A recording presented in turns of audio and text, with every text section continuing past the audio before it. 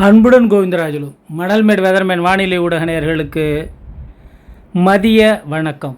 இன்று செப்டம்பர் மாதம் 27ஆம் தேதி புரட்டாசி மாதம் 11ஆம் தேதி சனிக்கிழமை மதிய வானிலை நிலவரம். அதாவது நேற்று நம்ம சொன்ன மாதிரியே தென் மாவட்டங்களில், தமிழக தென் மாவட்டங்களில் லேசான மழை. இன்றைக்கி டெல்டா மாவட்டங்களில் கடலூர் வரைக்கும் மாலை இரவு நள்ளிரவு வரைக்கும் மழை பெய்யறதுக்கு வாய்ப்பு இருக்குது அப்படிங்கிறது தலைப்பு செய்தியாக சொல்லிவிடுவோம்.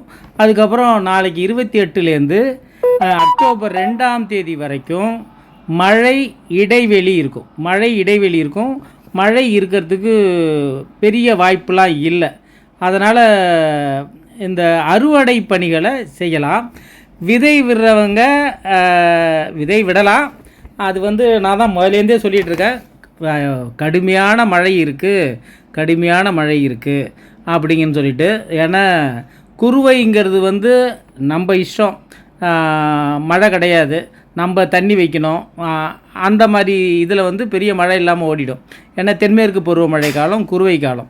ஆனால் சம்பா நீங்கள் தண்ணி வைக்கிறதில்ல வயலுக்கு, இயற்கையே வானம் மூலியமாக அதுவே தண்ணி வைக்கும். அதை அப்போ வடிய வைக்கிறதுக்கு தான், தண்ணி வைக்கிற வேலை இருக்காது, வடிய வைக்கிற வேலை தான் இந்த வருஷம் இருக்கும். அதுவும் இல்லாமல் தென்சீன கடல்லேருந்து தொடர்ந்து நிகழ்வுகள் வந்துக்கிட்டே இருக்குது. ரைட்டு, அது இருக்கட்டும். நம்ம சேனல் இது வரைக்கும் சப்ஸ்கிரைப் பண்ணாதுங்க, சப்ஸ்கிரைப் பண்ணிங்க. தொடர்ந்து அறிக்கைகளை பெற ஆலேடேபிள் பண்ணிங்கன்னா தொடர்ந்து அறிக்கைகள் உங்களுக்கு வரும். உண்மையாக தெரிஞ்சிச்சின்னா உறவினர்கள் நண்பர்கள்ட்ட சொல்லி அவங்கள பார்க்க சொல்லுங்கள். ரைட்டுங்களா?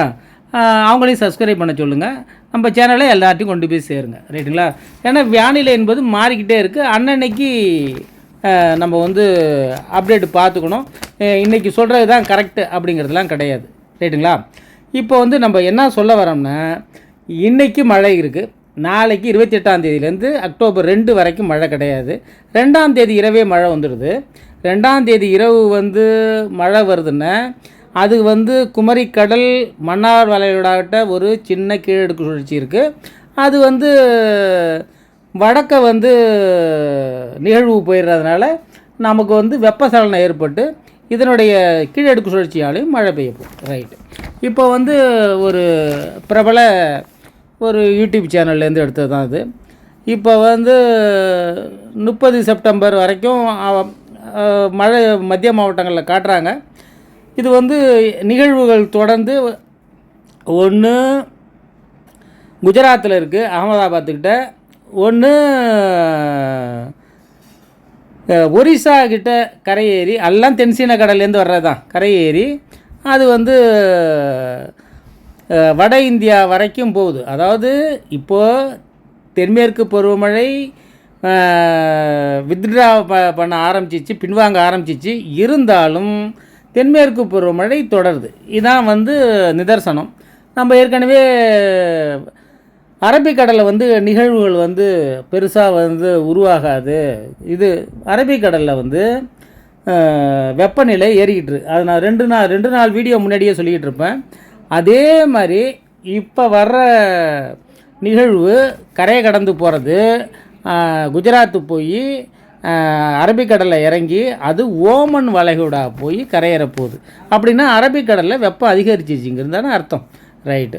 இப்போ நம்ம பார்த்துட்டு இருக்கிறது 17 அக்டோபர் 18 அக்டோபர்லாம் 18 அக்டோபர் ஐப்பசி 1 அன்னைக்கெல்லாம் தீபாவளி 1ஆம் தேதி எல்லாமே மழை தான் அப்படிங்கிறது ஓரளவுக்கு கன்ஃபார்ம் பண்ணுது இப்போ இருக்கிற இந்த காணொளி. இது பின்னாடி எப்படி இருக்குங்கிறத நம்ம பார்ப்போம். இன்றைக்கி 27 செப்டம்பர். இன்றைக்கி 27 செப்டம்பர் கரை ஏறிடுது. ஒடிசா வட ஆந்திரா கிட்ட கரை ஏறி அது இதுக்கிட்ட போய்டுது பாருங்கள். இது மீன் டைம் 1 அக்டோபர் இங்கே எழுது. 1 அக்டோபர் கீழே இறங்கிடுது. இறங்கி ஓமன்கிட்ட போகுது. இது வட இந்தியா போகுது. 3 அக்டோபர்கிட்ட இந்த நிகழ்வு. அது வரைக்கும் மழை கிடையாது. 2 இரவே மழை தொடங்கிடுதுங்க. ஏன்னா அதாவது தமிழக குமரிக்கடல்கிட்ட தென் மாவட்டங்கள்கிட்ட ஒரு சுழற்சி, கீழடுக்கு சுழற்சியும் மேலே ஒரு சுழற்சியும் சேர்ந்து நமக்கு மழை மேகங்களை உருவாக்கி வெப்பசலன மழை தான், மாலை இரவு மழை தான், தினமும் மழை. 2 நைட்டு 3 4 5 6 7 8 9 10 11 தினமும் மழை ஒரு நாள் கூட தவறாது. அப்படி இருக்கிறப்ப ஒரு நிகழ்வு 13ஆம் தேதி 11ஆம் தேதி வரைக்கும் சொல்லிட்டேன்னா 13ஆம் தேதி ஒடிசாவுக்கு கிழக்க மேற்கு வங்கத்துக்கு கிழக்க வடக்க போய் அது கரையேறி அது போயிடுது. அப்போ என்ன ஆகும்னு கேட்டிங்கன்னா தென்மேற்கு பருவக்காற்று வடகிழக்கு பருவக்காற்றாக மாறப்போகுது. அப்போ ஏன்னா இதில் என்ன ஆகுன்னு கேட்டிங்கன்னா கொஞ்சம் கூட டிலே இல்லாமல் இப்படி போயிட்டு இருந்த மேகம் திருப்பி தென்மேற்குலேருந்து போயிட்டு இருந்த மேகம் திருப்பி வடகிழக்குலேருந்து வரப்போகுது. இன்றைக்கி நான் எங்கள் மணல்மேட்டில் எடுத்த மேகம். இதை எங்கள் தாத்தா என்ன சொல்லுவாங்கன்னு கேட்டிங்கன்னா மேகம் கர்ப்பம் கொண்டிருக்குன்னு சொல்லுவாங்க, செனை அப்படின்னு சொல்லுவாங்க. ஏன்னா அது நடுவில் பார்த்திங்கன்னா கருப்பாக இருக்கும், சுற்றி வெள்ளையாக இருக்கும். இது அந்த காலத்தில் எங்கள் தாத்தா 100 வயசுக்கு இருந்தாங்க. அதனால் அவங்க என்கிட்ட இந்த விஷயங்கள்லாம் சொல்லுவாங்க. அதனால தான் திருப்பி உங்களுக்கு நான் காட்டுறேன். இதனால் இப்பயே வடகிழக்கு பருவமழையினுடைய அந்த மாறுதல் ஆரம்பிச்சிடுச்சு அப்படிங்கிறது தான். ஆனால் மேகம் மேற்கேருந்து தென்மேற்குலேருந்து வடகிழக்காக தான் போயிட்டுருக்கு.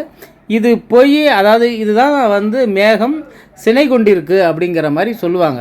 இது திரும்பி பெய்யும் அப்படிங்கிற மாதிரி சொல்லுவாங்க. இப்போ எதுக்காக நான் அறுவடை விவசாயிகளை மட்டும் நான் முன்னிறுத்தி நான் இதை சொல்கிறேன்னா, அறுவடை விவசாயிகள் எப்படியாவது அறுவடை செய்த தானியங்களை எப்படியாவது மீட்டு எடுக்கணும் அப்படிங்கிறது தான் இப்போ தாட்டே. ஏன்னா குளங்கொட்டை எல்லாம் நம்பிடுச்சிங்க, வயல்லெல்லாம் ஃபுல்லாக தண்ணி, நடவு செய்ய முடியுமானுங்கிறதே ஒரு சந்தேகமாக இருக்குது. பள்ளப்பாங்கான இடங்கள்லாம் டெய்லி மழை பெஞ்சிக்கிட்டு இருக்குது. டெய்லி 5 சென்டிமீட்ரு 6 சென்டிமீட்டர் மழை பெஞ்சால் என்ன பண்ணும்? இப்போ விதை விட்டவங்கெல்லாம் விதை விட்டது பாதி இருக்குது. இன்றைக்கி வெயில் அடிக்குதுங்கிறதுனால சில பேர் போய் யூரியா போடுறவங்க மருந்து அடிக்கிறவங்களாம் செஞ்சுக்கிட்டு இருக்காங்க. அதெல்லாம் இன்னும் எவ்வளோ நாளைக்கு? இன்னும் 4 நாளைக்கு, இன்னும் 27, இன்னும் 4 நாளில் 5 நாளைக்கு, அதுக்கப்புறம் திருப்பி மழை வந்துடும். அதை காப்பாற்ற முடியுமா? என்னடா இது ஒரு பாசிட்டிவாக பேசாமல் நெகட்டிவாகவே பேசுகிறாரு அப்படின்னு நினச்சிங்கன்னா வேறு வழி கிடையாது. உண்மையே சில இடங்களில் சொல்லித்தான் ஆகணும். நிதர்சனத்தை நம்ம எதிர்கொண்டு தான் ஆகணும். அதாவது குருவை நல்லா விளைஞ்சிடுச்சு, சம்பாவில் போட்டு வீணாக்காதீங்க அப்படிங்கிறது தான் என்னுடைய எண்ணம். மேடுங்கன்றது நீங்கள் என்னங்க சொல்கிறது, நல்லா வடிஞ்சிரும் அப்படின்றவங்களாம் அதில் யாரும் எதுவும் கேட்க வேணாம், நீங்கள் பாட்டுக்கு நடவு செய்யுங்க. இது 3வது வீடியோவாக தான் நான் சொல்லிகிட்டு இருக்கேன், ரைட்டுங்களா? பள்ளப்பாங்கானவங்க இருக்கிறவங்க நான் கெடுத்ததாக இருக்கட்டும், வேற இனிமே விடணுங்கிறவங்க விடாதீங்க, விட்டவங்க ரொம்ப செலவு பண்ணாதீங்க, ரைட்டுங்களா? கைக்கு வர்றது வரைக்கும் நமக்கு நிச்சயம் கிடையாது. இந்த வாட்டி குருவை கைக்கு எப்படியாவது எடுத்துகிட்டு வந்துடலாம் அப்படிங்கிற நம்பிக்கை இருக்குது. சம்பா கைக்கு வந்தால் தான் இயற்கை விட்ட வழி தான். சம்பா கைக்கு வர்றதுங்கிறது சிம்ம சொப்பனம். அது எந்த விதமான சந்தேகம் கிடையாது. மேட்டுப்பானை ஏதாவது ஒரு 80% சான்ஸ் இல்லை. என்னென்ன 80% சுத்தமாக எடுக்க சான்ஸ் இல்லை, 20% பேர் தான் சான்ஸே இருக்குது. அது பாங்கான நிலங்கள், அதாவது திடல் வகையறா அந்த மாதிரி இருக்கிறதுக்கு வாய்ப்பு இருக்குது. அதாவது டெல்டா கரையோரங்களில் ஒட்டுமொத்தமாக சொல்லப்போனால் பச்சையாக டெல்டா கரையோரங்களில் சுத்தமாக வாய்ப்பே இல்லை. தென் மாவட்டங்களில் வாய்ப்பு இருக்குது. ஆனால் அரபிக்கடல் வெப்பம் உயர்ந்திருக்கு. அதனால் அவங்களுக்கும் இந்த வாட்டி தென் மாவட்டங்களுக்கும் மழை இருக்கும்.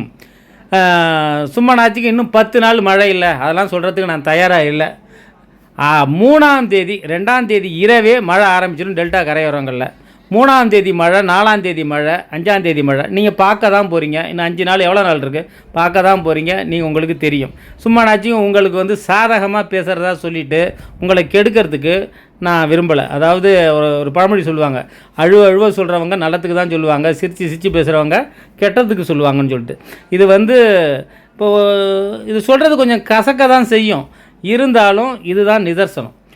நிதர்சனத்தை சொல்லி தான் ஆகணும். பல விஷயங்களை, பல மாறுதல்கள் ஏற்பட்டுருக்கிறத நீங்கள் பார்த்துக்கிட்டே இருப்பீங்க. எல்லா விஷயத்தையும், அரசியல் முதற்கொண்டு இதெல்லாம் நம்ம ஏற்றுக்கிட்டு தான் ஆகணும், வேறு வழியே கிடையாது. ஏன்னா மாற்றம் என்பதே மாறாதது. அதனால் இந்த வாட்டி என்ன நடவு செய்யாதுன்னு சொல்கிறீங்களா அப்படின்னு சொல்லிட்டு சில பேர் சொன்னால், என்னுடைய நண்பர்களே போய் இன்றைக்கி எருவு போட போனவங்களும் உண்டு, விரவிட போனவங்களும் உண்டு. ஒன்றுமே பண்ண முடியாது, சும்மா போட்டு என்னென்ன பண்ண போகிறோம், அதை செஞ்சு பார்ப்பேண்ணா, வர்றது வரட்டும் போகிறது போகட்டும் அந்த மாதிரி ஒரு எண்ணத்துக்கு அவங்க வந்துட்டாங்க. நிறையா செலவு பண்ணாதீங்க. இந்த மாதிரி ஒரு அமைப்பு இருக்குது. 80% மழை, அதிக மழை, அபரிமிதமான மழை, வெள்ளப்பெருக்கு ஏற்படுத்தும் மழை டெல்டா கரையோரங்களில் இருக்குது. அதாவது சென்னையெலாம் இந்த வாட்டி வெள்ளப்பெருக்கு தத்தளிக்கும்.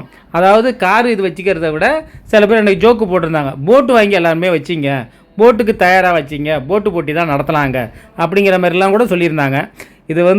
இது என்னுடைய தனிப்பட்ட வானிலை அறிக்கை. அதிகாரப்பூர்வ வானிலை அறிக்கைக்கு இந்திய வானிலை அறிக்கையை பார்க்கவும். ரைட்டுங்களா? இதை நம்ம சொல்லிடணும்.